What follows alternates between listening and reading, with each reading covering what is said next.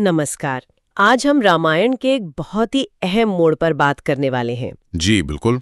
वो क्षण जब महर्षि विश्वामित्र अयोध्या आते हैं। हाँ, और उनके आने से ही राम और लक्ष्मण की पहली बड़ी यात्रा शुरू होती है। हमारे पास जो जानकारी है वो बताती है कि ये घटना बहुत गहरी है।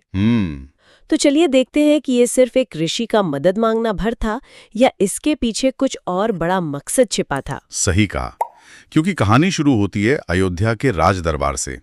विश्वामित्र पहुंचते हैं और उनका इरादा एकदम साफ है, वो सिद्धाश्रम में एक यज्ञ कर रहे हैं। जी, लोक कल्याण के लिए।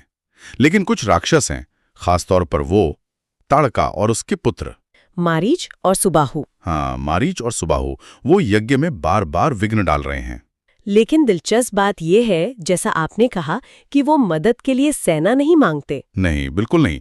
वो सीधे राजा दशरथ के किशोर पुत्रों को मांगते हैं, राम और लक्ष्मण को। और ये बात थोड़ी अप्रत्याशित थी शायद। मतलब दरबार में एकदम से हलचल मच गई होगी। हाँ बिल्कुल।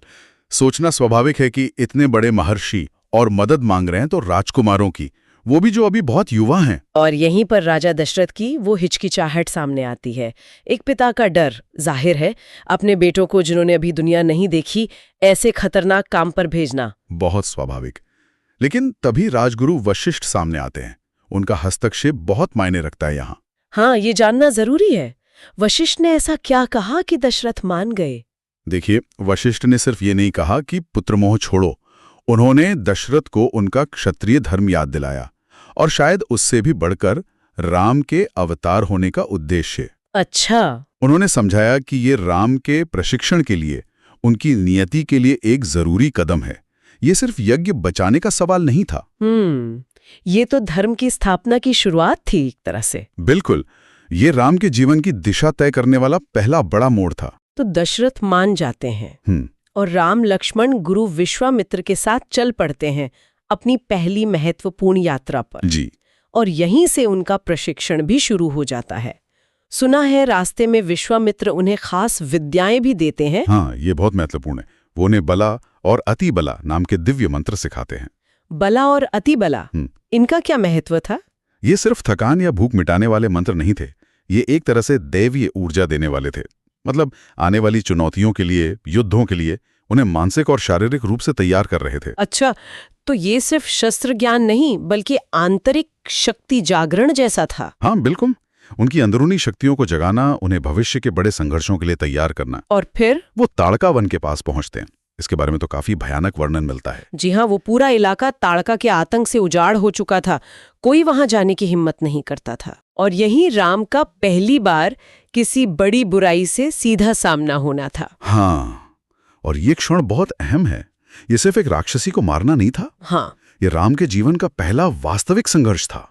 महल के सुरक्षित माहौल से बाहर उन्हें खुद फैसला लेना था, अधर्म का सामना करना था। और शायद वो स्त्रीवध वाला द्वंद्व भी। हाँ, वो भी।